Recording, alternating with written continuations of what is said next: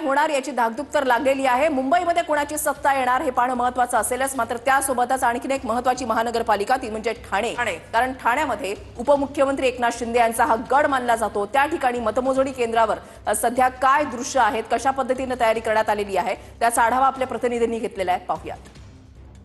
ठाणे महानगरपालिका सार्वत्रिक निवडणुकीमध्ये पाहिलं तर मोठ्या प्रमाणात काल मतदान झालं आणि आज मतमोजणी असणार आहे। 16 जानेवारी रोजी 33 प्रभागामध्ये पाहिलं गेलं तर 11 ठिकाणी मतमोजणी होणार आहे आणि आपण सध्या ठाण्यातील हॉली क्रॉस शाळेमध्ये आहोत आणि याच ठिकाणी देखील मतमोजणी होणार आहे। मतमोजणीसाठी निवडणूक अधिकारी असेल, सहाय्यक निवडणूक अधिकारी असेल, सर्वच कर्मचारी या ठिकाणी मतमोजणीसाठी या ठिकाणी पूर्ण टीम तयार करण्यात आलेली आहे। आणि पाहायला गेलं तर ठाणे महानगरपालिका क्षेत्रामध्ये याच निवडणुकीमध्ये 55.59% मतदान जे आहे ते झालेलं आहे। त्यामुळे गेल्या 2017च्या तुलनेने 3 ते 4% मतदान जे आहे ते कमी झालेलं आहे। आता मतदान ज्या पद्धतीने झालं त्यानुसार मतमोजणी देखील त्या पद्धतीने होणार आहे आणि त्याच अनुषंगाने आता पूर्ण जयतयारी ठाणे महानगरपालिकेच्या वतीने करण्यात आलेली आहे आणि याच ठिकाणी सर्व उमेदवारांचे EVM मध्ये नशीब जे आहे ते आता कशा प्रकारे ह्या ठिकाणी निघणार हे देखील पाहणं गरजेचं। मात्र सध्या तरी ठाणे महानगरपालिका सार्वत्रिक निवडणुकीमध्ये